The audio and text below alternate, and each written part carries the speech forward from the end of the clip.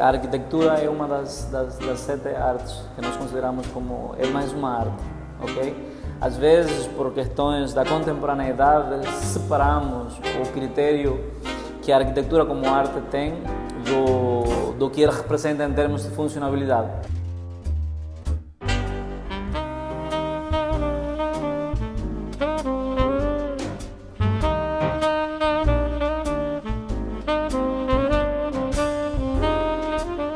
Olá a todos, sejam muito bem-vindos a mais um episódio do Parceria Podcast. Eu sou a Mônica Rocha e, como já sabem, este é o podcast dedicado à arquitetura e também a trazer outros temas que agregam cada vez mais valor à área. E hoje vamos explorar a relação entre as artes plásticas e a arquitetura através de 3 fortes movimentos que influenciaram muito a nossa forma de perceber o espaço: o minimalismo, o construtivismo e o clássico. E sabendo que cada um desses movimentos tem uma visão muito única sobre a forma, a função e a expressão artística em si. E para nós falarmos muito mais profundamente sobre esse tema, tenho aqui 2 convidados muito especiais, né? 2 pesos pesados, Yaziel Palomino, né, artista plástico, e o meu colega de trabalho, arquiteto e professor Yuri Roque dos Santos. Sejam muito bem-vindos aqui ao nosso episódio. Eu gostaria de começar primeiro em convidá-los a fazer uma breve apresentação. Yuri, por favor, diga um pouquinho quem és tu, para perceberem por que eu chamei para esse tema. Ok. Bom, porque chamaste para esse tema é um enigma, quem é o Yuri né? dos Santos? Yuri Roque dos Santos. Exatamente. Porque chamaste para esse tema é um enigma para mim, mas é claramente um prazer. Fico muito feliz pelo convite. Meu companheiro de painel, Yaziel, que é um peso pesado, bruto. Os dois. Então fico muito feliz por cá estar. Eu sou um jovem com uma forte herança arquitetônica, até arquitetônica não diria, uma forte herança cultural. Venho de uma família de artistas das mais variadas áreas e segmentos, mas desde muito cedo enveredei para a arquitetura. Fiz o curso médio de arquitetura da construção civil e depois fui para Cuba, onde fiz a minha formação superior. Eu me formei na Universidade de Camagüey, Ignacio Agramonte, que é essencialmente uma cátedra de historiadores. Por esta razão, eu tenho um forte pendor para restauração, reabilitação, conservação e, essencialmente, todo o período histórico, não é, todo o contexto histórico da arquitetura.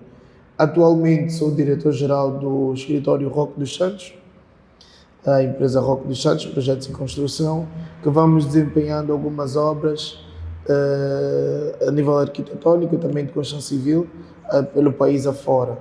Mas a minha primeira paixão, ou a minha principal paixão dentro da arquitetura é essencialmente a docência. Eu sou professor, eu me assumo como professor, aonde quer que eu vá.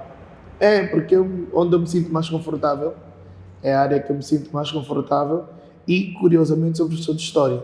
Então, para mim será um prazer fazer essa, vamos chamar de quase que uma aula magna na presença do Yaziel, aonde no final eu quero fazer uma provocação. Quem influencia mais do que a arquitetura ou as artes plásticas, né? Pois é. Yeah. Yaziel, por favor. Bom, meu nome é Yaziel Palomino Pérez, sou de nacionalidade cubana, formado na área das artes plásticas, muito interessado pelos espaços e como eles se incorporam à vida do homem.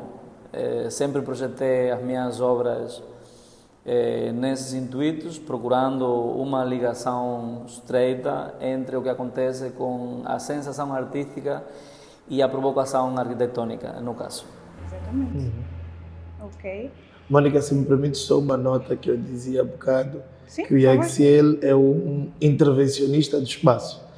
E isso, basicamente, podemos ver aqui nesse lindo espaço que nos encontramos. Esse espaço foi escolhido a dedo, não foi à toa. Esse background aqui não foi à toa. E falar de arquitetura, a arquitetura tem arte, tem técnica, isso é o melhor. Então, acho que para nós temos aqui um ponto de partida, é importante nós falarmos gostaria de começar por aí, arquitetura e artes plásticas. Se nós tivéssemos que, de forma bem objetiva, trazer essa definição e a relação dos dois, E como é que começa essa influência toda? Como é que, do seu ponto de vista, Yaziel, como é que... Bom, eu vou começar por deixar uma coisa que para mim é fundamental, e é que, não na minha leitura particular, mas está considerado sim, a arquitetura é uma das 7 artes que nós consideramos como, é mais uma arte, ok? Às vezes, por questões da contemporaneidade, separamos o critério que a arquitetura como arte tem do que ele representa em termos de funcionalidade. Mas, enfim, eu nessa conversa, sobretudo, vou querer retomar um bocado e assumirmos a arquitetura como uma arte, como que é, né? Como uma das 7 artes. Tá? Perfeito. Eu acho, Mônica, como professor, eu sou aficionado por definições. E tem que ser. Exatamente. Tem que e ser. Eu acho que, se o Yaxiel me permite, eu fiz aqui uma definição básica, só para contextualizarmos para o nosso público, onde eu diria que as artes plásticas são como a manifestação ou expressão visual, seja bidimensional ou tridimensional, onde pode ser manifestada pela pintura, escultura, gravura, desenhos e etc. E a arquitetura como a arte de projetar e construir espaços, unindo a funcionalidade e a estética. Portanto, eu trouxe essa definição, achei interessante, porque ela de alguma forma nos traz aqui a percepção de que a ligação entre a arquitetura e as artes plásticas não existe uma linha que separa uma da outra. Exatamente. É uma linha contínua. Eu acho que a separação existe mais no usufruto do que na própria concepção do equipamento como tal, vamos assim dizer. Exatamente. E agora, em relação aos 3 movimentos que nós escolhemos aqui para falar, não é? Temos o construtivismo, talvez como um movimento assim mais ousado pela presença das formas geométricas, não é? A questão do minimalismo já é bem mais simples, como falamos muito, mais clean, mais atemporal, tem muita a questão da neutralidade. E depois o clássico, que é um movimento bem vasto. Então, sobre esses movimentos, podemos começar talvez pelo clássico, não é? Sim, podemos começar por este, a desenvolver. Como é que eu vou trazer? Pronto, como é que será o impacto disso na forma que nós percebemos os espaços, basicamente, o construtivismo? Como é que nós podemos começar a contar essa história? Bom, começando a conversa pela questão do clássico, dentro das artes e arquitetura, foi uma passagem de, digamos assim, uma transformação que levou com que o homem tivesse, no momento histórico em que se apresentou, tivesse tivesse a necessidade de fazer leituras diferentes com o que ele conseguia representar. E tanto, lembremos que nessa data ainda tínhamos uma forte presença dos critérios religiosos, e era isso que modelava os princípios tanto arquitetônicos quanto artísticos, no sentido, falando da expressão das artes e das artes plásticas em si. E o classicismo veio um bocado para, digamos assim, modelar de uma maneira diferente os critérios os critérios anteriores a isso, e foi um processo muito longo que foi se transformando consoante as necessidades do próprio homem, de existir e de se expressar também. Ok. Eu acho que aqui eu gostaria de fazer cortar um bocadinho para criar aqui um gancho com o que o Yaxiel estava a dizer. A arquiteta Mônica vai lembrar, e também os nossos, para aquele que é o nosso público um bocadinho mais especializado, irão lembrar de que a divisão entre o arquiteto e o artista plástico é um fenômeno quase que recente ao longo da história. Sim. Quando nós historiadores falamos, eu quando digo recente pode ser 200 anos, né? Sim. Mas 200 anos dentro de que contexto? Sim. Exato. Então, porque Se nós olharmos para os períodos clássicos, e a Axel está sempre a dizer que o classicismo é muito amplo, e aí mais uma vez, entre os primeiros e os principais movimentos, mesmo desde, por exemplo, no período do Egito, tu não conseguias fazer a distinção e nem sequer existia ainda a figura de arquiteto. Sim. Existia um Assim como hoje artesão, não. existia um mestre que era encarregado desta componente e que fundia todas essas componentes artísticas em uma única pessoa. Um bocadinho mais recente, vamos falar do período, por exemplo, do Renascimento, onde tu tens os principais exponentes desse período eram todos arquitetos, escultores, pintores e se formos a falar de Leonardo da Vinci, muito mais os do que três tudo juntos. isso. Exatamente. Os três juntos. Exatamente. Tens Leonardo da Vinci, Brunelleschi, todos esses especialistas. Então havia essa vamos dizer, estava fundido, não é? Todas as artes em um único profissional. Um bocadinho mais recente, já para o período do modernismo, aonde começamos a ver, por causa já da inclusão de Le Corbusier, Mies van der Rohe, e a separação da funcionalidade do espaço, a necessidade de olhar para a arquitetura um bocadinho mais para o interior do que para o exterior. Exatamente. Então, aí surge essa separação entre o arquiteto e o pintor, ou o escultor, ou até mesmo o artesão. Um bocadinho mais para frente, depois com o movimento da Bauhaus, podemos ver que volta, com Walter Gropius, falta uma palavra, quer dizer, a palavra que eu quero dizer não é correta em português, mas é como essa interligação. Essa sincronia, vamos usar a palavra sincronia, não é? Aonde há essa necessidade da recuperação das artes plásticas dentro da arquitetura, dentro ou na arquitetura, porque se levarmos para o português, dentro pressupõe interior, não é? Na pressupõe constituição, exatamente. Então, fiz essa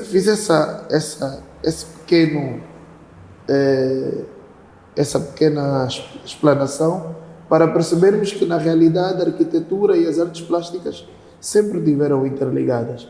E no movimento clássico, ou no período, vamos dizer, período clássico, que vamos falar ali, por exemplo, do período da era Roma, Grécia, até Renascimento, não é? Vamos focar ainda um bocadinho nesse primeiro movimento que tem uma obra vastíssima, onde tu poderias ver, por exemplo, na própria fachada, os frontões, não é? A essência de figuras geométricas quase que permita-me interromper. Se calhar aqui podíamos já trazer o que é que de fato marca as características desse movimento. Seria interessante trazer mais esse ao detalhe. O que é que caracteriza? O que é que caracteriza? O movimento clássico, ele caracteriza-se essencialmente por uma frontalidade. Caracteriza-se por uma necessidade de, vamos dizer, a marcação de um edifício emblemático e que precisava de marcar esta imponência perante o seu contexto. Era visível, agora se formos a falar de alguns dos seus elementos, podemos falar, por exemplo, sobre as colunas famosas dentro da arquitetura, né? Jônica, dórica e coríntia, não é? Onde elas por si só já são uma manifestação ou uma expressão das artes plásticas, não é? Ao invés de uma simples coluna vertical, não, mas tu tens uma coluna adornada, onde encontras formas que muitas das vezes eram materializadas pelo próprio artista. Nós nesse período devemos tocar a importância que tinha para o homem o critério religioso. Isto porque a arquitetura, tanto quanto as artes plásticas, no caso, foram direcionadas a esses critérios. O tipo de construção que provocava na época essa sensação de estar mais perto do celestial, ou uma coisa mais pura, uma ligação mais direta entre o divino, não sei em português, o religioso e o humano em si. Sim. Então houve esse critério que modelou, na minha percepção, o resultado e a objetividade do que foi a arquitetura e que é importantíssimo, assim como também nas artes plásticas. Foi uma pintura, sobretudo, que foi o que mais marcou, se bem que também a escultura teve pronunciamentos bem fortes, mas na pintura conseguimos ter uma leitura mais de perto do que foi, para mim, o sentimento do movimento na época. Eu diria, falou da escultura e aqui focando um bocadinho sobre, por exemplo, como há essa sincronia entre a arquitetura e as artes plásticas. Ela pode acontecer de diversas formas. Ela pode acontecer no interior do espaço, no exterior do espaço e, como eu dizia há bocado, na constituição da própria arquitetura, falando muito da arquitetura. E é muito interessante porque também, por exemplo, se nós analisamos algumas das obras da época, houve também, ali já começaram a se apresentar algumas propostas onde a perspectiva dos quadros começava a sair dos interiores. Exato.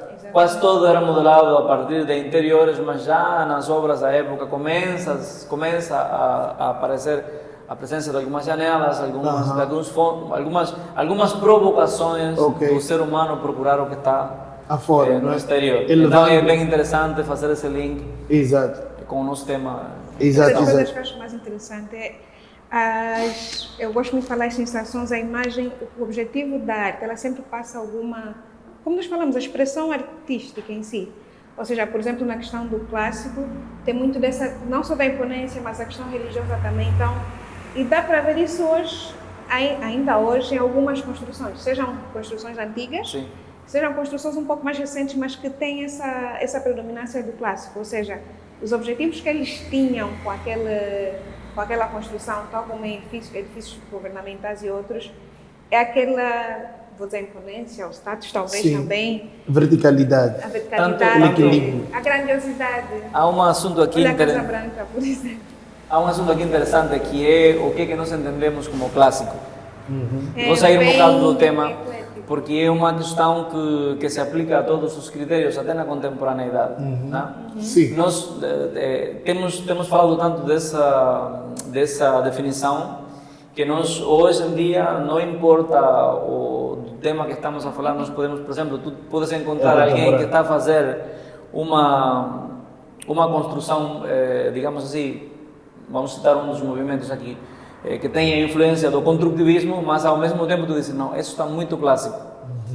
Associamos o critério clássico não ao que ele representa quanto conceito, mas a superlativo de qualidade. Exato. E como uma expressão que dignifica e que coloca o objeto em si num nível mais alto. Exato. Então, por isso que às vezes gosto de fazer a separação entre o que é o conceito do clássico e o que nós, em termos, e entre o que nós verbalizamos quando falamos de esse elemento é clássico.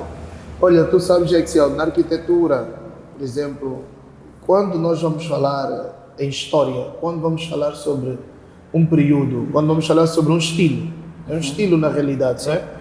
O estilo, ele pode ser atemporal. Por exemplo, hoje em dia dizer contemporâneo, mas há 20 anos atrás quem fazia também poderia dizer era contemporâneo.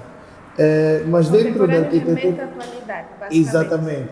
Mas dentro da arquitetura, ou pelo menos nós na história, há um fenômeno muito simples, mas que diferencia, mas que é muito importante. Por exemplo, eu não posso falar de clássico em 1900 e qualquer coisa.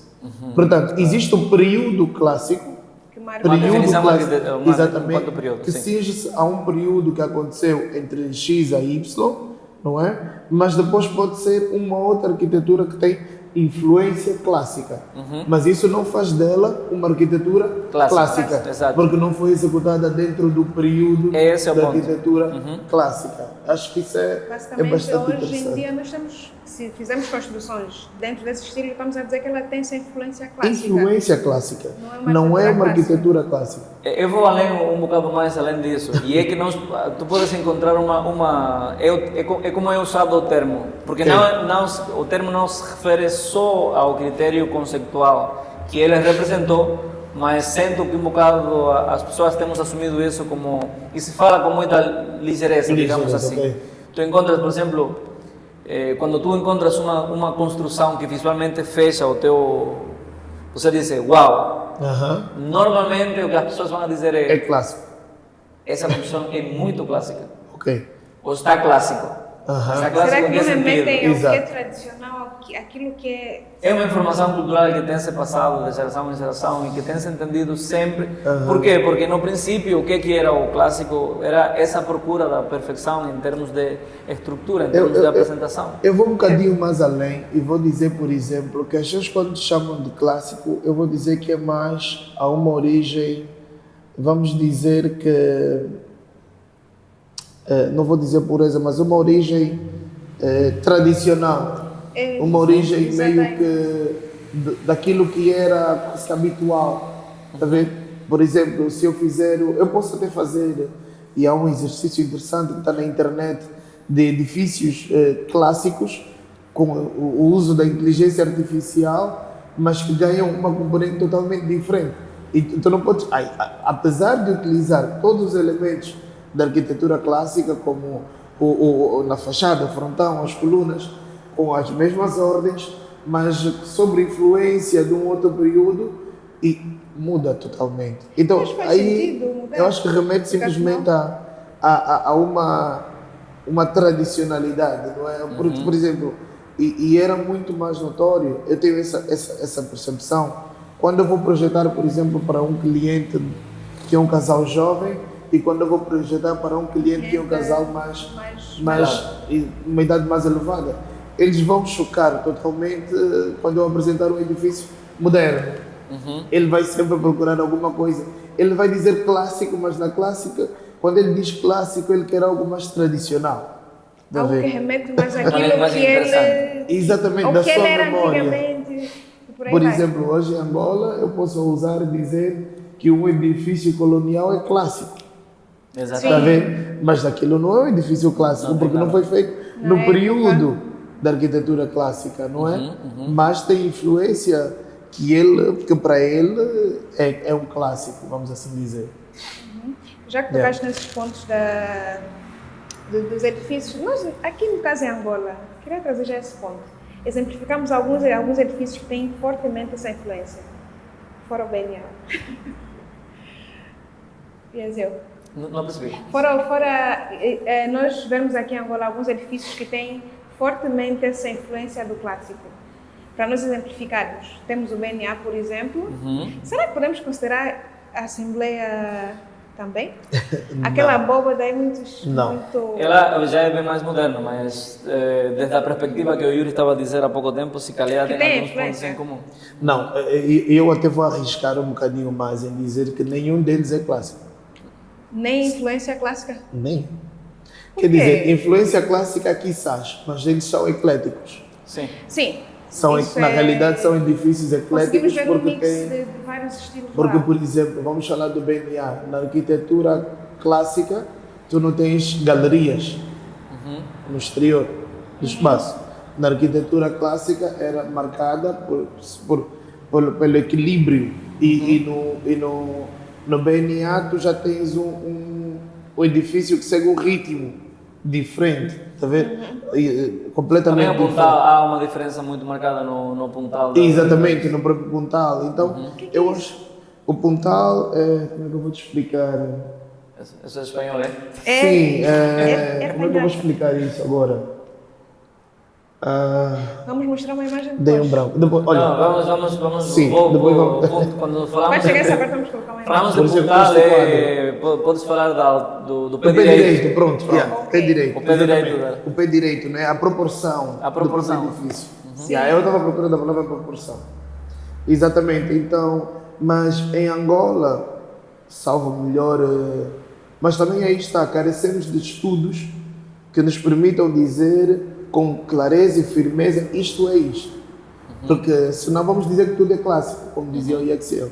Mas não corresponde aos princípios da arquitetura clássica. Na pós-modernidade é muito difícil nós termos obras, e quando digo obras me refiro a obras em termos gerais, obras plásticas, obras arquitetônicas, que elas que sejam direcionadas por um critério concreto em termos de movimentos artísticos, porque já são pós-modernas. Exato. O que o pós-modernismo fala é você se apropriar dos critérios que já foram construídos e fazer deles a tua linguagem e caminho para traduzir.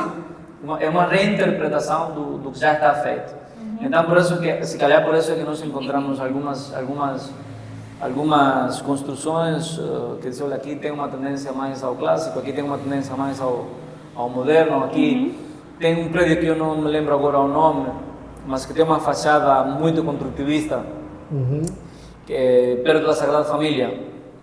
Não me lembro, tem a fachada só, não o prédio completo. Ok. Mas ele tem uma leitura muito clara de que quem desenhou aquilo foi à procura daquele critério para trazer um conteúdo determinado. Com certeza tem a ver com o conceito da própria empresa em si. É interessante ter isso na arquitetura, ter essas as construções de marcarem as épocas. Ou seja, hoje, por mais que nós façamos uma construção clássica, sempre vamos conseguir perceber algum detalhe que remete à época de hoje. Seja a tecnologia que temos hoje, seja a forma de perceber e viver os espaços hoje, ou seja, a forma que era pensada anteriormente, o estilo clássico, era exatamente até o nível de entendimento, conhecimento, de objetivos que tinham naquela altura. Exatamente. Hoje evoluímos e temos que trazer essa evolução para marcarmos a altura de hoje com as informações atualmente, ou seja, também acho que é interessante ter esses pontos que marcam. Tal como, por exemplo, quando chegou o minimalismo, ele marcou fortemente uma época, não é?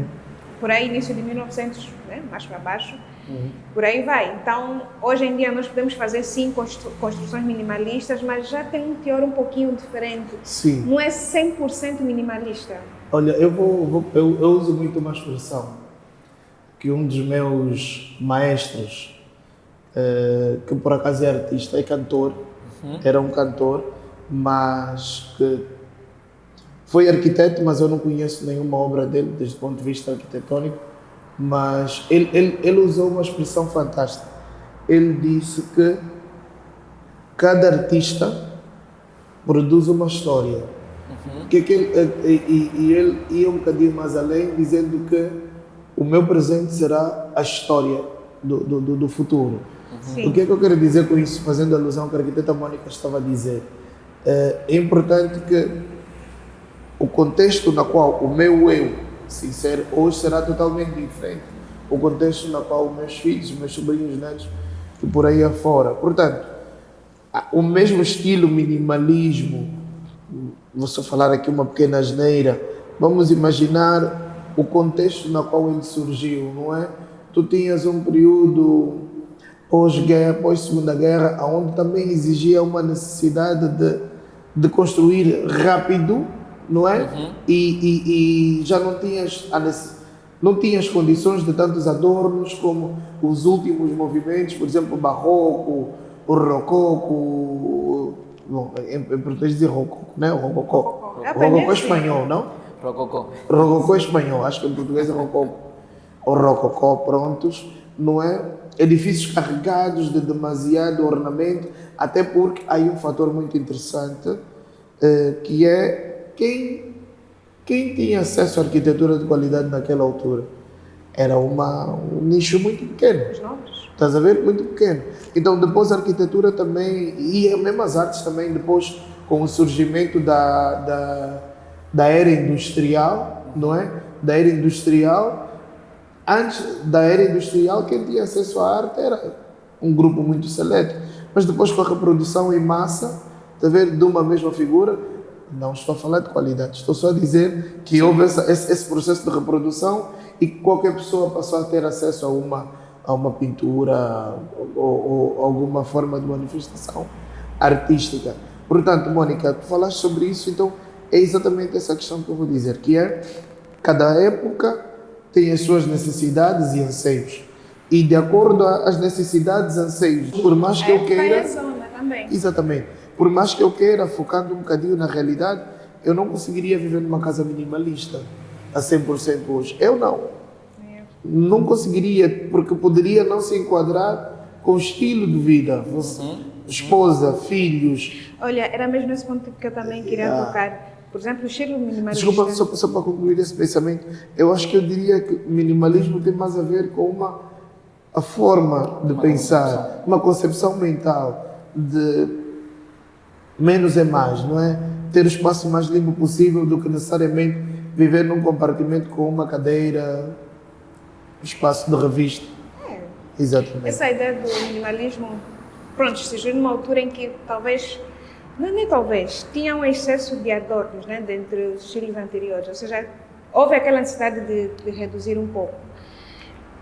Eu, por exemplo, gosto do estilo, mas desde que não seja, vou dizer, um menos exagerado, porque aí perde a identidade e a personalidade, a meu ver. Ou seja, o problema, o ponto não é o minimalismo por si só, mas o exagero. E a pergunta que eu queria trazer é, falando desse estilo, que é muito caracterizado o excesso da funcionalidade, quase que sem ornamentação, decoração, isso de fato se adapta à nossa realidade, porque em projetos, geralmente, os clientes, eles pedem muito... Eles usam mesmo essa expressão, quero um ambiente minimalista, clean e tal. Mas isso, para a nossa realidade angolana, para a forma que nós percebemos o espaço, vivemos a nossa cultura, acham que isso... Bom, como é que isso funciona? Eu acho interessante aqui falarmos do seguinte, partindo do critério que o Yuri estava a colocar, e muito bem, que é... as coisas que provocaram o estilo, na verdade, surgir na época em que surgiu. O contexto sociopolítico e social da época é que fez com que todos esses movimentos vierem à luz, né? E não foi diferente com o minimalismo. O que é que acontece hoje? É que esse critério e esse conceito vai navegando, vai andando conjunto com a história. E o que vai ficando na mente das pessoas são os padrões ou aqueles pontos mais visíveis, não como conceito, mas em termos de visualização do que aquilo foi. Então, quando um cliente na contemporaneidade de hoje te fala, eu quero ali uma coisa minimalista, ele está a se referir literalmente àquele que quer uma coisa de uma economia de recursos em termos visuais. Ele provavelmente nem saiba o que conceitualmente aquilo representa, mas por uma questão, como o critério, o conceito viajou na cultura até hoje, então hoje as pessoas assumem isso desde essa perspectiva. Quando um cliente te fala assim, Mônica, eu quero esse canto que seja minimalista, o que ele tem na cabeça é simpleza, ponto final. Só que o simples não é necessariamente minimalista. Mas está aí a tal coisa. É interessante ver como o conceito do movimento artístico em si conseguiu mutar para ainda existir na contemporaneidade. Eu vejo desde essa perspectiva. É muito interessante isso que o Yaxel está a dizer. Eu tenho uma cliente neste momento, estamos a fazer um projeto de interiores onde um desafio para mim, porque eu nunca me senti confortável com o interior do espaço. E ela disse o seguinte, entre as principais referências, ela pediu clássico e minimalista. Interessante. Clássico e minimalista. Ouvindo o que o Yaxel dizia, eu tenho a certeza que ela nunca teve acesso, embora é uma mulher muito culta de cultura, um casal de cultura, mas eu tenho a certeza que ela nunca teve acesso. E Yaxel lembra-se que há décadas atrás existiam as revistas arquitetônicas que eram muito difundidas e as pessoas tinham acesso ainda e conseguiam fazer uma espécie de uma elaboração visual, não é, do que é isso e o que é aquilo. Hoje, como o Yaxel disse muito bem, tem mais a ver com, vamos fazer quase como uma abstração da palavra clássico, aquilo que é o convencional, tradicional, minimalismo, aquilo que é economia visual.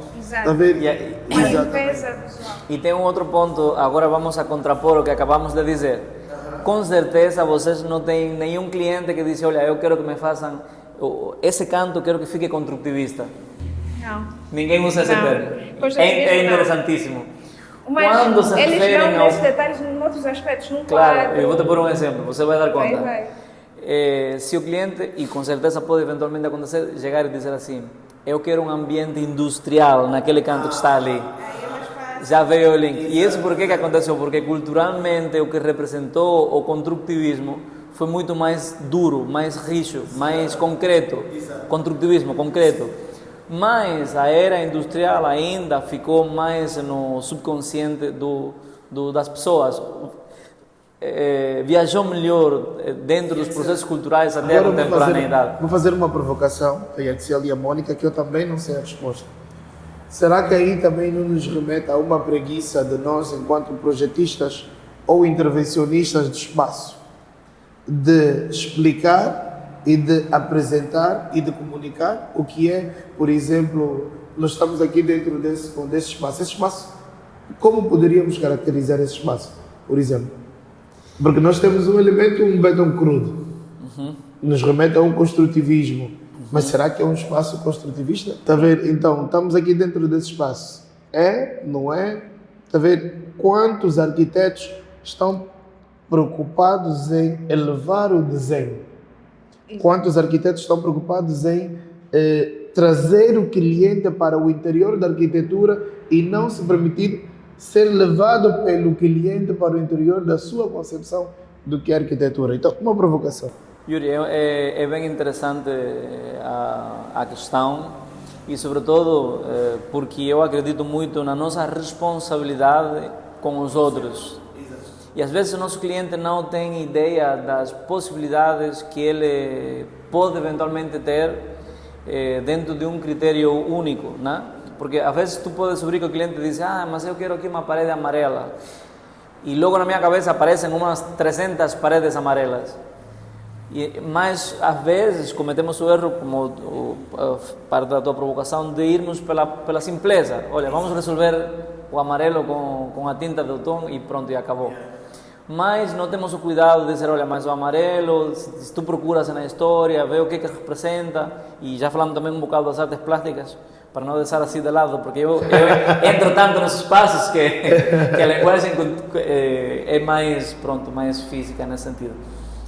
Mas é super importante você abordar desde essa perspectiva, mostrar ao cliente o que é que...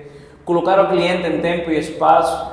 Às vezes o cliente diz, eu quero... Algo moderno, quero confortável. quero aqui ter alguma sensação de X. Dizer, olha, sabes o que é que está a te provocar essa Já sensação? gosto quando começam, pelo menos, a dizer as sensações. Ou seja, eu acho que para mim fica mais fácil quando eles dizem, quero um ambiente que transmite mais isso e aquilo, eu sou assim. Quanto mais características me dão daquilo que são e o que querem alcançar, para mim fica mais fácil eu pegar nisso e transformar na minha arte. Ou seja, eu sei qual é a cor que eu vou usar, eu sei que não, aqui faz sentido trazer uma texturização, um quadro. Não, aqui precisa ser um ambiente mais limpo de informação. Ela quer chegar em casa e ter essa percepção. Então, eu acho interessante fazer vou isso. falar um bocadinho, acho que estamos a fugir um bocadinho da questão das artes plásticas.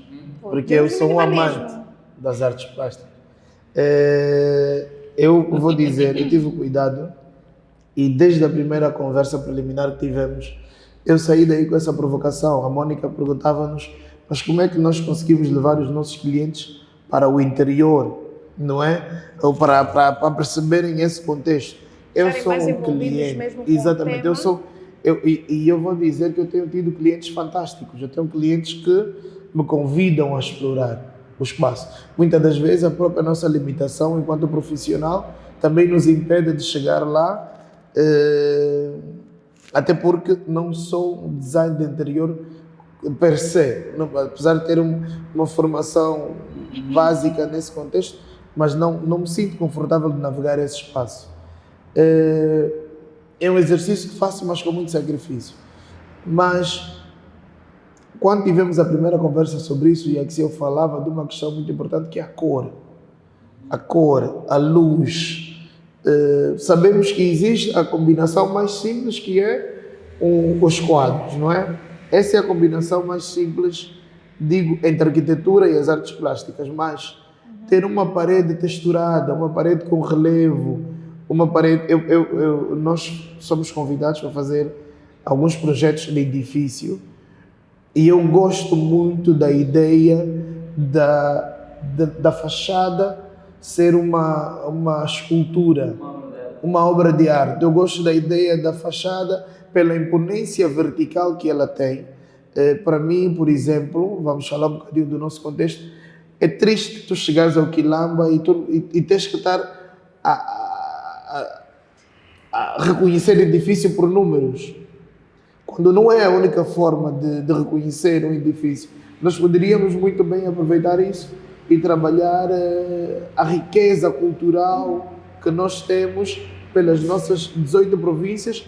Se falarmos só de Angola, se falarmos da África, não acaba, está a perceber? Então...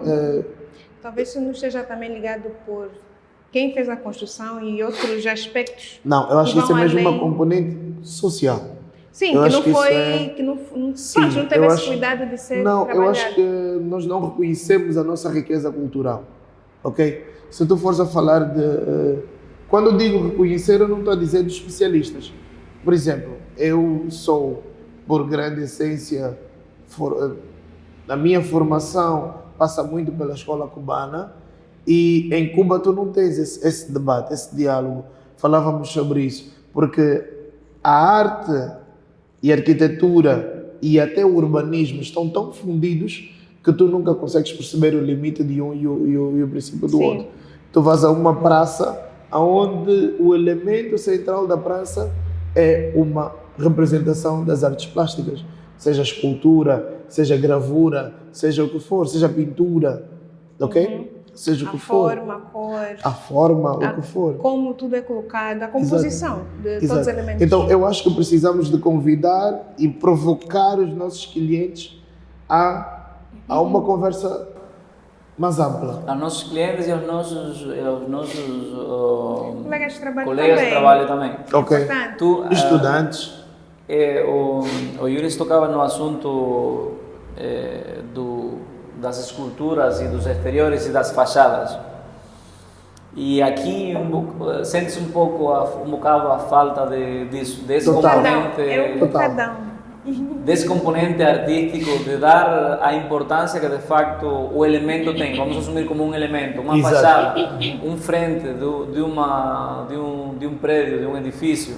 Como é que fazemos? Como é que a partir desse primeiro impacto, porque é a primeira coisa que tu vês, tu fazes uma leitura do que tu vas encontrar lá dentro. Exato. E como é que há esse diálogo e esse transcurso, né, entre esse primeiro impacto visual, já te prepara para o que tu vas encontrar no interior. E é claramente um componente pronto a considerar, a avaliarmos aqui. Dificilmente as pessoas se preocupam por esse critério. É pintura, é texturização, mas é aquela texturização industrial só para resolver a questão do plano e esquecendo por completo os critérios conceituais que por detrás de cada elemento tem de existir. Olha, tem uma frase que eu gosto muito que diz: a arquitetura não é só a casca. Daí faz todo sentido olhar desde a parte de fora e ir entrando, ter essa continuidade da expressão artística. Mas eu gostaria de convidar os dois a trazer uma reflexão do caso do novo aeroporto que nós temos aqui. Aliás, eu não sei se já ainda não. Conheço, já vi algumas imagens. Pronto. Eu estive lá, por exemplo, e a percepção que eu tive é que foi não senti aquela conexão, pronto, saindo um pouquinho aqui do tema.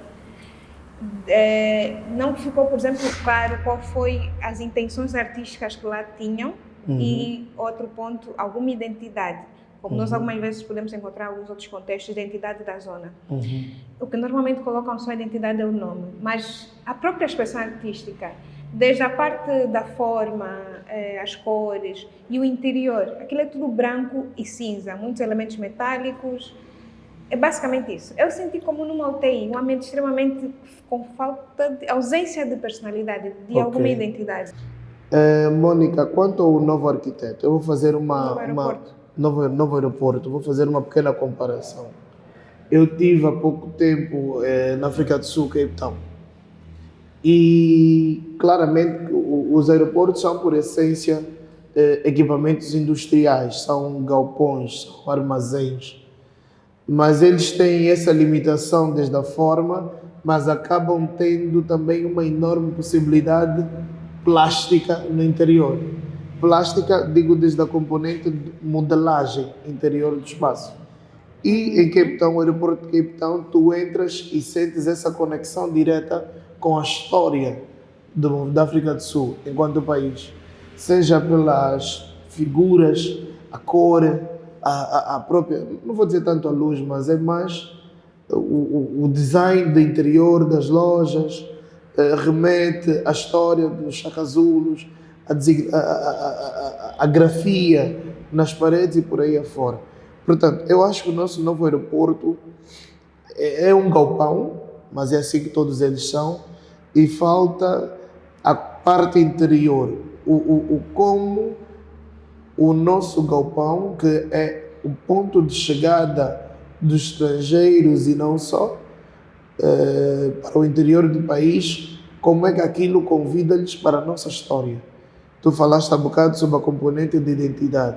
Em que componente o aeroporto fala sobre a identidade do povo angolano, que é um povo representado por 21 províncias, não é? Agora 21, não mais 18, com uma riqueza étnica transcendental, com uma história oral, com uma história escultora, pintoresca e por aí afora. Portanto, o exercício não é difícil, o exercício que requer é uma compreensão da necessidade de falar ou de trazer esses valores históricos e culturais para o nosso edifício.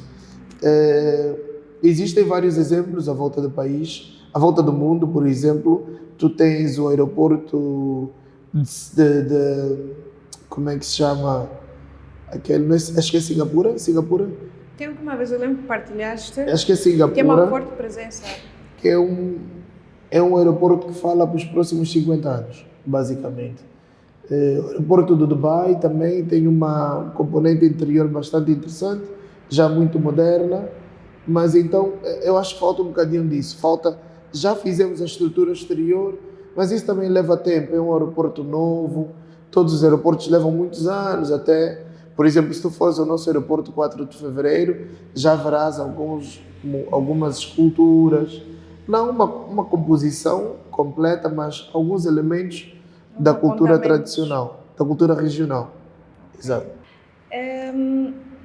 Outro ponto que nós poderíamos agora aprofundar um pouquinho mais sobre os movimentos que nós falamos, especificamente o construtivismo e o minimalismo. Hoje em dia, qual o impacto, como é que eles influenciam hoje aqui a contemporaneidade? Do teu ponto de vista, Yaziel? Bom, dentro das artes plásticas, e é interessante porque são daqueles movimentos que tu tens uma ligação muito profunda entre o critério arquitetônico e o critério plástico em si. Mas eu vou começar dizendo que, pronto, não podemos esquecer que tanto o construtivismo quanto o minimalismo fazem parte das vanguardas artísticas do século XX e que foram movimentos que de alguma maneira foram reacionários àquilo que lhes antecedia.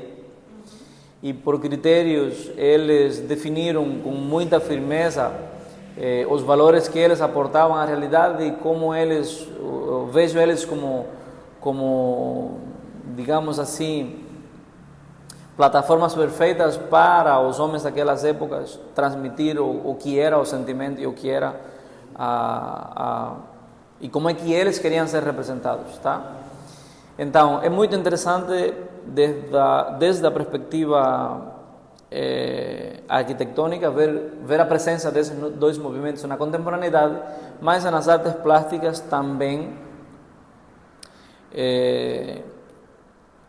há uma existência de certos movimentos que depois vieram conjuntamente com o pós-modernismo a ajudar para que os artistas tivessem essa releitura do que foi na época e do que é hoje. Então, nós temos uma presença muito forte também do conceitualismo, que foi um outro movimento. Mas eu termino por juntar esses três para entender um grupo de obras que se projeta hoje no mundo por aí fora, né? E pronto, é aquela sensação, e voltando um bocado para o nosso tema, de perceber os espaços contemporâneos, utilizando esses critérios, tanto do minimalismo quanto do construtivismo. Qual desses tem mais peso hoje em dia, o mais forte presença? O que acha? Para mim, acho que é o construtivismo. Por quê? Nas artes ou na arquitetura? Pode ser os dois. Eu vejo, estou a fazer uma leitura do que há à minha volta. Quando digo construtivismo, e falávamos um bocado disso ao começo, é aquela informação que genera a sensação industrial. O construtivismo veio um bocado também na contemporaneidade para representar isso. E sim, eu acho que de facto tem um impacto. Mas é claro que o minimalismo também, como movimento, tem muito a ver com o que está se produzindo hoje em termos de arte e arquitetura, pelo critério em si. Nós temos também aquela questão aquela de menos é mais. Exato. E também isso é uma questão que tem se colocado como veículo para legitimar as coisas de qualidade, digamos assim, tanto na arquitetura quanto nas artes. Sim. Ok? Já passamos por uma fase, depois desses dois movimentos, passamos pelo conceitualismo, que era a obra não importa, o que tinha peso era a ideia, e a obra em si desaparecia praticamente. E eu acho que agora estamos a retomar um bocado de cada elemento, de cada um desses critérios, para construir. Eu acho bastante interessante. E há aqui um gancho que nós falamos há bocado, que tem a ver com qual é a essência por detrás, o que leva ao surgimento de um novo movimento arquitetônico. Essa era moderna do século XX, ela foi muito marcada primeiro pela evolução de materiais que até então não existiam. Falo do surgimento do betão na produção moderna, falo do surgimento da era pós-industrial, não é, da industrialização, aonde tu tens uma forte influência dos materiais, como materiais industriais, né, assim, industrializados, como o ferro, a exposição ferro exposto. Lembra-se, por exemplo, temos aí um bocadinho antes do século XX, do século XIX, aquele período de Paris, não é? Exposição de Paris, onde tens elementos muito envidraçados, elementos com uma estrutura aparente, não é? E tudo isso, depois, no século XX, há uma assunção, ganha forma nesses movimentos, como, primeiro, o construtivismo,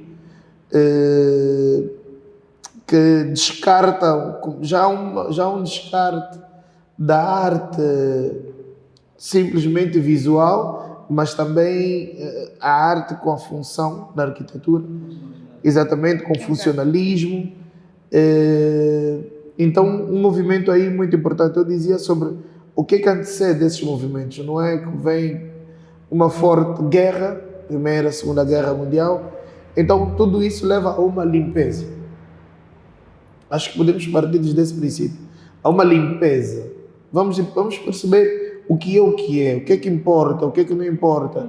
Porque... uma fase de renovação, de mudança mesmo. Exatamente, não é? Então, temos essas componentes que são bastante interessantes. E a arquiteta Mônica perguntou qual dos dois se manifesta hoje. Eu acho que, por essência, os dois.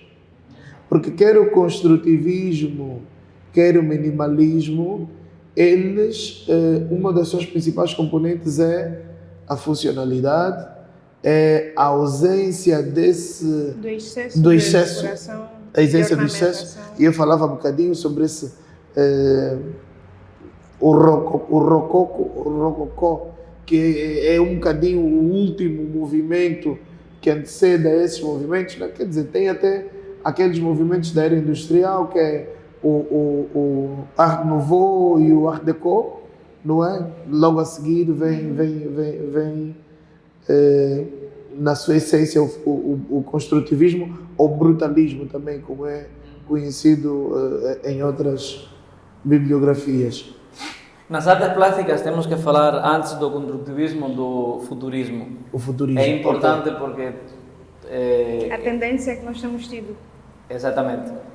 Sim. É importante pelo que ele representou para o construtivismo e como é que ele separou-se, deixou esses critérios para o lado, que eram composições que também tinham lá elementos arquitetônicos, mas eram composições que provocavam aquela sensação de movimento, aquela provocação para o descobrimento do pensamento humano. E temos uma obra emblemática que é de Marcel Duchamp, que é Desnudo. Em português não é desnudo, mas é desnudo a descer das escadas. Ok. Não sei em português como é que se fala isso, mas é mais ou menos por aí. É uma Como obra... é que é? Nudismo. É uma... em espanhol fala-se mesmo desnudo bajando a escalera. Nudismo, baixando as escadas. Mas enfim, é uma obra plástica, é uma pintura que com certeza eu posso ter como referência se quero entender como é que passamos de aí para então uma arte muito mais concreta. Eu vou só falar aqui um bocadinho, por exemplo, sobre a influência da arquitetura, do construtivismo na arquitetura moderna. Por exemplo, tivemos aí o período da Bauhaus, não é? Onde temos estes edifícios um bocadinho mais limpos, não tão carregados, essencialmente formais, vamos assim dizer, e com uma funcionalidade levada até o extremo, mas também a continuidade dos elementos industriais. Não é que falamos? Por exemplo, hoje, quando vemos um edifício que tem estrutura aparente, como temos aqui no nosso magnífico estúdio, é quase que uma herança do construtivismo. Não é? Quando tu tens um edifício onde é possível ver os elementos estruturais à vista, sem a necessidade de revestir, é uma influência do construtivismo. Quando tu tens edifícios como uma Zaha Hadid, que tem a estrutura quase que desenhando a forma do próprio edifício, é uma influência do construtivismo. Ok. No que eu estou a ver agora nos espaços que estão a se produzir em Angola, que tenho a sensação de que estamos a voltar à procura dos pés direitos altos. E isso vai trazer também consigo a provocação de elementos que acompanhem esse princípio. Não sei como é que vocês veem isso sobre a presença do pé direito nos projetos. A presença do pé direito. Eu acho que, por exemplo, eu faço muito uso deste recurso nos meus projetos. Você usa um termo que é o pé direito duplo, não é? O pé direito duplo, sim, exatamente. já tem 5, 6 metros. Exato. Eu faço muito uso deste recurso nos meus edifícios, residencial principalmente, porque eu acho, eu quando projeto um espaço, eu estou sempre preocupado com, eu pergunto aos meus clientes, qual é o principal espaço dentro da sua residência? E, por essência, o angolano, nós temos 2 espaços fundamentais. Um, que é a sala, que é o reunir familiar, e segundo é o quintal, que é as atividades exteriores. Principais. Os 2 têm peso simultâneo. Em alguns casos até o quintal. O quintal muito mais, às vezes, é verdade. Não, mas o interior é meio formal. É um espaço de família, né? Vamos falar assim. Mais intimista. Mais intimista, exato. E para mim é muito importante manter essa comunicação visual a tempo inteiro. Então, uma das formas, eu gosto muito de acudir ao uso de mezaninos com pé direito duplo. Eu acho que traz uma combinação fantástica e permite que a família tenha essa linha de continuidade, não é? Ao invés de os espaços todos muito fechados. Por exemplo, mais uma vez sobre o construtivismo, uma das componentes do construtivismo foi o surgimento de novos materiais, não é? Como, por exemplo, o betão armado, que permitiu que as paredes deixaram de ser elementos estruturais. Eu faço muito recuso muito este bloqueio visual entre os utentes do mesmo espaço. Porque a cozinha já não mais é um espaço, por exemplo, para a criada, é um espaço que a própria dona de casa pode interagir, digo aqui criada, como no sentido do passado, como era antigamente, onde o dono da casa quase que não iam nunca para a cozinha, não é? Então, por que romper essa comunicação visual? Quando na realidade quase sempre há uma cozinha exterior que apoia as atividades do dia a dia. Então, criar essa comunicação visual. A continuidade dessa ordem de ideias, há aqui um ponto importantíssimo que é vital para uma estrutura visual coerente, e é o trabalho, quando se faz esse tipo de trabalho que está a se ver muito agora, que é, vamos falar assim, do puntal duplo, do pé direito duplo, é a ligação com as artes plásticas como um elemento que faça o acompanhamento do espaço. Provocar aos arquitetos, provocar aos clientes a entender esses espaços, como é que podem se incorporar as possibilidades que têm as artes plásticas, no caso de se incorporar a esses espaços. E eu vou dizer mais um outro espaço. E a Axel vai me permitir revelar aqui uma fraqueza que eu acabei de notar, que é o quê? Como eu disse, quando tu fazes um pé direito duplo, fazendo alusão ao que disse o Oscar Niemeyer, o arquiteto ao projetar deve se perguntar: esta parede, que função terá? Porque na essência é um plano. Há um arquiteto muito famoso, esqueço o nome, onde ele perguntava: tijolo, o que é que tu queres ser? Ok? E eu vou falar aqui sobre quando eu projeto essas paredes para direito duplo, eu sinto um vazio. E esse vazio é para as artes plásticas. É a arte plástica a falar: este espaço me pertence.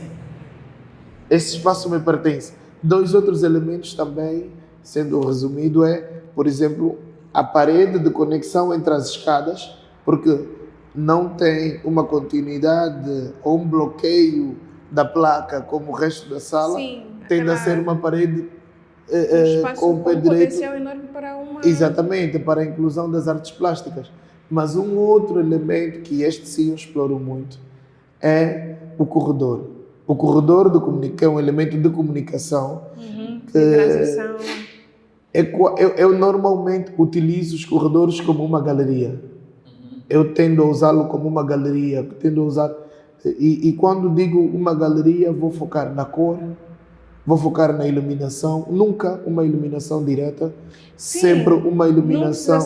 Quando é uma iluminação direta, por exemplo, seria como esta que é pontual, não é? Não é uma iluminação que... Ou seja, não é uma iluminação funcional, mas é uma Exatamente. iluminação decorativa que tem alguma intenção. Eu até, sabe o que é que eu uso? Eu gosto de usar aquela iluminação de baixo, aquela iluminação baixa. Eu gosto de chamar balizadores de piso. Eles Balizadores de piso, pronto. delimitam. Exatamente, balizadores de piso e iluminações pontuais para o uso de arte, essencialmente, ou a inclusão da arte na arquitetura. Então tem esses três espaços que eu penso que são fundamentais para essa comunicação entre a arquitetura e a arte. Mas não é só isso, não é? Podemos pensar também na forma do próprio edifício. Claro. Podemos pensar na cor do próprio edifício. Nós angolanos temos muita recusa ao contraste. Eu, por exemplo, eu tenho um sonho que algum cliente me permita pintar uma porta de vermelho. Olha, sobre isso, eu vejo que como já tinha comentado, quando é em relação a casas, esse tipo de espaços, moradias, as pessoas são um bocadinho mais reservadas e querem um pouquinho mais... Algo que não vão mesmo se cansar, não vão trocar, é algo mais, como diriam, clássico. É mais fácil, olha, é mais fácil aceitarem isso se for um restaurante, um espaço comercial, porque é um espaço que eles de fato estão a fazer para os outros. Quando é para o espaço deles, são um bocadinho mais reservados a aceitarem, mas nós podemos criar essa provocação Porque afinal temos O edifícios... equilíbrio visual é uma coisa tão interessante de se estudar, porque é ele que permite a gente convencer ao nosso cliente de algumas soluções. Ok. Por exemplo, eu sempre que falo sempre coloco um exemplo que é: já pensaste em usar uma calça verde e uma blusa vermelha? Não. Não, mas há técnicas para você fazer com que esse verde e esse vermelho Casem. consigam coexistir em um mesmo espaço, Ok. e trazer a harmonia visual que nós queremos, e já com um critério e com um conceito a partir do princípio de usar eles dois, né? Podemos usar, por exemplo, uma linha branca ou preta a dividir eles dois. Podemos tirar intensidade num dos dois e aumentar a intensidade no outro. E aí já são critérios que têm a ver mais com a moda, mas que para mim, como artista e que sempre pensando no espaço, também entendo isso como elementos que podem ser usados para harmonizar um espaço determinado, se tiver a ver com o conceito que estamos a trabalhar. Tem muito a ver com as proporções de cada elemento, ou seja, o impacto Nós que ele temos, vai ter. quanto artistas, vou colocar também a vocês como artistas. Somos artistas. Nós temos a capacidade de entender os espaços e visualizar eles na nossa cabeça. Exato. O cliente não. Exato. O cliente ou visualiza numa fotografia ou visualiza num projeto 3D já todo organizado. Então, às vezes passa um bocado por nós próprios termos a intenção de provocar isso. Olha, e falar em provocação, eu aproveitaria a trazer esse tema para nós podermos encerrar esse nosso debate, infelizmente, senão vai tornar muito longa. Que era para vermos, já que falamos sobre esses pontos, para incentivar outros profissionais, sejam arquitetos, artistas, pessoas que entram sempre na construção em algum momento e têm algum espaço de sugestão, de melhoria. Como é que nós podemos, o termo não seria talvez incentivar, mas criar essa provocação? Como é que nós vamos trabalhar com isso para os clientes estarem também mais abertos e os profissionais também trazerem mais isso, para ver se nós começamos a marcar uma nova era, ou assim dizer, com construções mais interessantes e sair um pouquinho da mesmice? Ter casas todas iguais. E Axel, se me permites dar o meu ponto de vista primeiro, eu acho que aqui há duas componentes.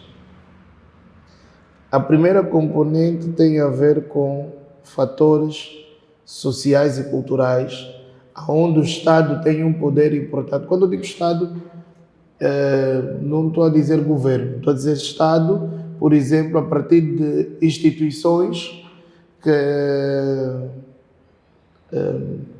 de alguma forma, não vou dizer regulam, mas direcionam projetos sociais, vamos dizer assim. Por exemplo, quando eu trazer a arte para o aeroporto internacional, eu estou a trazer uma nova comunicação visual para a minha sociedade. Certo. As pessoas vão ver, vão usar e vão querer trazer. Quando eu colocar dentro dos edifícios públicos artes plásticas, as pessoas vão ter maior contato com isso. Então, existe essa componente social e a nível estatal. Mas existe a componente também profissional, do técnico, aonde eu vou dizer primeiramente o seguinte: o fator identidade. Eu, na qualidade de profissional, preciso de perceber que são as minhas características únicas que farão com que as pessoas sintam-se atraídas a mim. Não será pelas características do todo. Claro. Não será pelas características... É a identidade profissional identidade também. Profissional. Os clientes que vão ter contigo não são exatamente os mesmos que vêm ter comigo. Exatamente. Tem essa... Então, quanto mais um arquiteto, um artista, enfocar na sua identidade, em criar uma linguagem própria, maior será o leque de pessoas que se identificarão com ele. Por exemplo, tu vais lembrar que existem pessoas góticas, que vestem-se tudo preto, mas existe quem se identifica com essa pessoa. Certo. Tá vendo? Então, o convite e a provocação é um bocadinho por ali. Cria e entenda a sua identidade enriqueça a sua identidade, porque quanto mais rica for a tua identidade, mais convidativa ela se torna. Exatamente. Faz todo sentido. Concordo plenamente. Uhum. Então, como estava a comentar, eu como arquiteta tenho alguns pontos que para mim são chaves no projeto, não é? Que ditam as minhas características como profissional. O Yuri também, o Yazel como artista plástico e outros profissionais. Eu acho que isso também é um dos pontos mais interessantes que vai atrair os clientes, ou seja, aquilo que eu mostro ser como profissional e ser humano atrai também pessoas que estão na mesma linha de pensamento. Ok. Nós temos que fazer aqui é mostrar ao mundo essas possibilidades Exato. e, enfim, aí vamos cada vez mais ter mais opções e ver mais o mercado. Enfim. Uma outra componente, Mônica, é mesmo, eventualmente para terminar,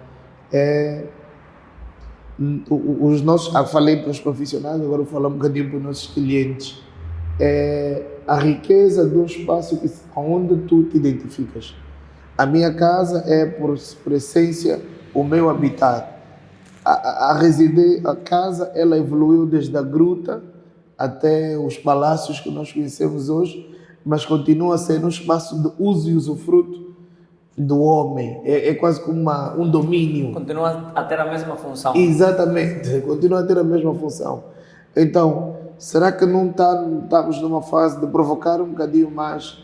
Por exemplo, há um projeto fantástico do arquiteto David Adjaye, que ele projetou para um casal de artistas plásticos, onde dentro da mesma residência, uma casa preta, totalmente preta, no centro de Nova York, e eles não tinham possibilidades por restrições públicas de subir, nem de alargar, então o que ele optou foi por descer. Tá vendo? Agora, como levar a iluminação natural até o -2? Tinha uma parede completa, onde uma parede de luz era branca e uma parede, um banho de luz descia até a parte inferior. Então era casa barra galeria barra estúdio, está a perceber? Então esse mesmo espaço ele pode ter várias componentes, várias funções e entenda, não estamos a falar de visitas, estamos a falar de ti, tu mesmo com o teu próprio espaço. Ter um espaço que te cria sensações, como a arquiteta Mônica dizia. A minha arquitetura, o design é sobre sensações, a experiência sensorial do cliente. Aquele local onde eu, como é que eu vou dizer? Imagina, nós no dia a dia temos vários títulos. Quando estamos em casa, é como se nós nos despimos disso tudo e estamos no nosso momento mais vulnerável, relaxe. Então, eu tenho que ter um espaço que combine exatamente comigo, não é só sobre o outro. A arquitetura é sobre o ser humano que vive no espaço, sobre as artes. E, Azel, sobre essa pergunta que eu fiz, como é que trazes como é que superas esse desafio de levar essa forma de envolver os clientes na arte e também de incentivar outros profissionais para... Bom, no meu caso, o componente da criatividade é um elemento que modela todos e qualquer um dos projetos nos que eu decido assumir, né? E a primeira coisa que faço é entender o espaço em si. Antes de ouvir o que o cliente quer, eu preciso ter uma conexão sentir o espaço, eu gosto disso. Com aquilo que está à volta. E claro que depois ouvir o cliente, qual é o critério, qual é a identidade que ele quer transmitir, qual é o princípio que ele quer representar e muitas das vezes como é que ele quer ser visto pelos outros. Exato. Ok? Então, porque nós temos aqui uma questão que é real, que é 99% dos clientes que vêm até nós já vêm com uma concepção feita. E às vezes é importantíssimo para nós, quando profissionais, abrir o diálogo com o cliente no sentido de mostrar para ele o que há à volta da bolha que ele criou na cabeça dele. É verdade. Mas Entendes? De fato. Porque, por exemplo, tem exemplos práticos, que clientes que dizem, olha, estamos dentro de vamos por um exemplo, de um spa, mas, no entanto, querem uma coisa que, em termos conceituais não tem nada a ver com aquilo que o espaço deve projetar. Então, nós, enquanto artistas, enquanto criadores, temos que pensar nisso todo e mostrar para o cliente, ter o cuidado de mostrar ao cliente de facto o que é que vai acontecer com a informação visual que ele está à procura, ok? Basicamente para mim é isso, mas tão importante esse diálogo antes da projeção de qualquer uma das coisas que vão se fazer. E pronto, é isso, no meu caso é elevar o critério da criação até a máxima expressão. Não importa se estou a fazer uma parede, se é uma obra de arte, se é uma escultura, se é um... É o processo do artista. Eu, por exemplo... Fazer de cada espaço um critério único. Sim. Que cada espaço não é tenha... algo que aconteceu do nada. Tem alguma coisa ali, um histórico, tem um porquê. E acho que faz todo sentido que assim seja. Já tive a oportunidade, que não foi mais que uma oportunidade, foi um desafio, de uma cliente, isso foi em novembro do ano passado, novembro, dezembro. Pediram os meus serviços em termos de texturizações numa moradia enorme, era todos os ambientes. E quando eu fui até a conversa com ela da primeira vez, ela conhece meu trabalho por referência, e pela primeira vez, em 8 anos de trabalho aqui em Angola, a senhora olhou para mim e disse: todo o que vai acontecer num espaço é o senhor que vai projetar. Eu não quero nem ver qual é a cor que o senhor vai... Falar uma coisa, é muito louco isso. Ela chegou e disse para mim: você vai entrar na minha casa e vai olhar para todos os cantos e você vai fazer o que a minha casa vai lhe provocar. Que rico. Que rico mesmo. E estamos a falar de que foi tudo, foram paredes, foram tetos, foram casas de banho, foram cozinhas, foi tudo. Então eu tive a possibilidade de fazer uma obra que tivesse um diálogo, digamos assim, coerente, desde que tu entras até sair. A cliente só visitou a obra quando já estava a 70% de andamento. Quer dizer, ou estava tudo muito bem, ou tudo muito mal. Ou estava tudo muito mal. Que isso, meu Deus, não me identifico. Nada, mas graças a Deus ele entrou e disse... Uau. Eu acho, e assim, permita-me fazer um comentário. Primeiro, como tu disseste muito bem, existe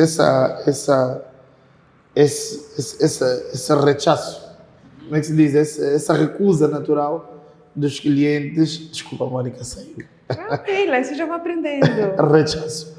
A recusa natural dos clientes em permitir o artista de imaginar e compor. Na arquitetura, vou dizer aqui, a arquitetura é mais livre, no design de interiores é muito mais restrito. Eu imagino que sim, porque eu quando vou apresentar uma proposta ao meu cliente, principalmente expressão formal, é 90% minha. 90%. Já no design do interior, tu tens muito pouco espaço para isso. Então, essa coerência visual, acho que é fundamental, e dar a liberdade ao artista de propor, porque o artista percebe como o todo pode funcionar. O dono da casa pode querer uma parede com outra parede que pode não ter uma combinação harmônica. Uhum. Olha, no meu caso, por exemplo, eu começo por, também assim como o Yaziel disse, em perceber o espaço. Quando tem um projeto de arquitetura, eu procuro olhar para o projeto e estudar ele, entender as intenções do arquiteto. O que é que ele queria? O que é que ele pensou? E depois vou perguntando ao cliente para entender no final de tudo quais são as prioridades, o que é que ele quer alcançar, para ter aquela continuidade arquitetônica. Ou seja, se eu não fizer o projeto de arquitetura, já tiver começo lá e termino na parte interior dando essa continuidade. E nessa de conversar com o cliente, eu digo que tem muito aquela de sentir o cliente também, não é só o espaço. O fato da pessoa conversar com ele, a pessoa consegue perceber nas entrelinhas, na empolgação, no olhar, um pouquinho disso, qual é a zona mais importante.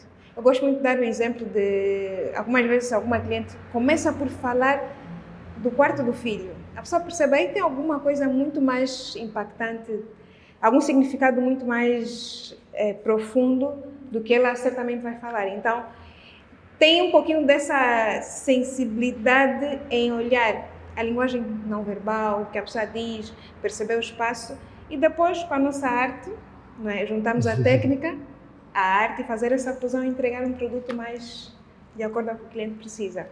Fantástico. Bem, vamos ter que ficar por aqui, infelizmente, essa conversa ficou bastante longa. Quero muito agradecer a presença dos dois e eu mais uma vez estou muito feliz por estar aqui comigo aqui no mais um episódio. Como eu já disse, reforço várias vezes que admiro muito o teu trabalho e por isso é que volta e meia estou sempre a solicitar alguma coisa, a perguntar. Eu acho muito lindo ver isso, a presença das artes plásticas e está mais próximo do que afinal eu poderia imaginar.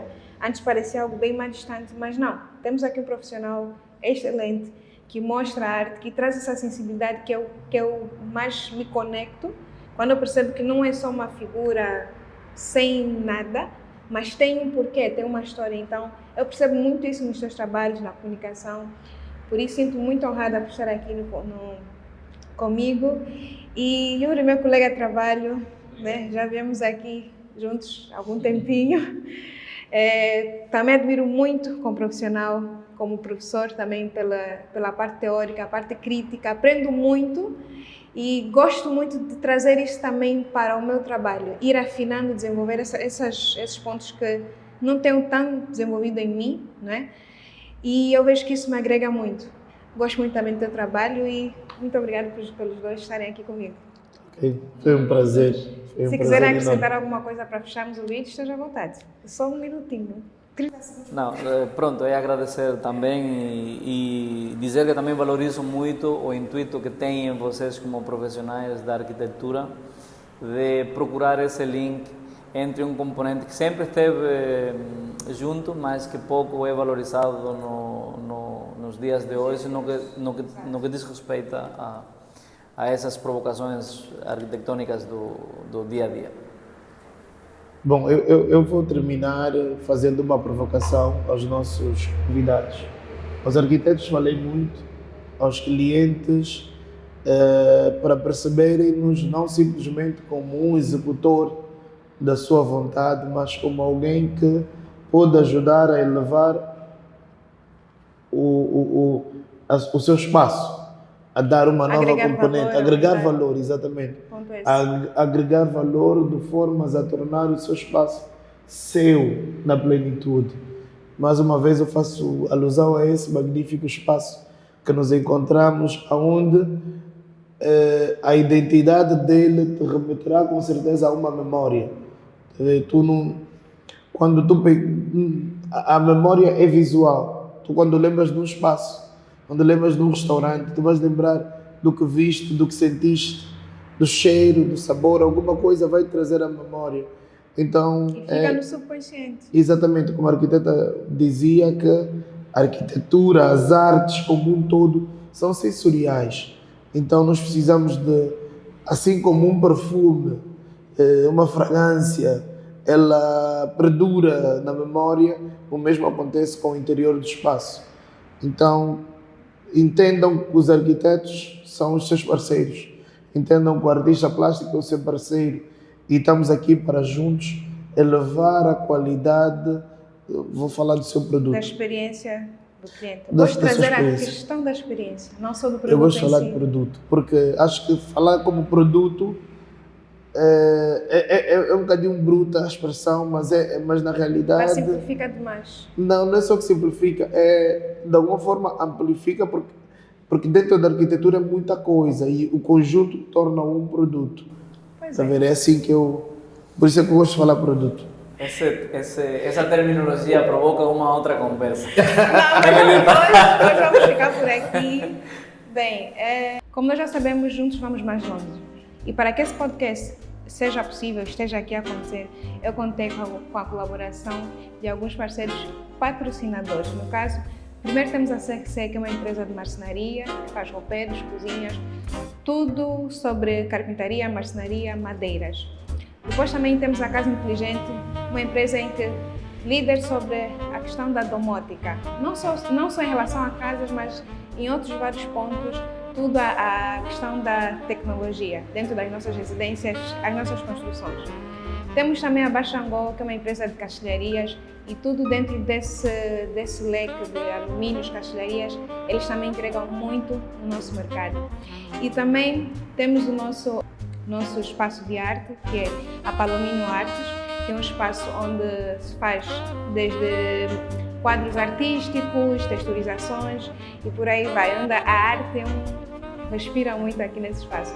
E para fechar temos a Tracengia, que é uma empresa de construção civil, também nossos parceiros, que cuida de toda a parte da obra em si, desde obras de raiz, acabamentos, ou seja, chave na mão.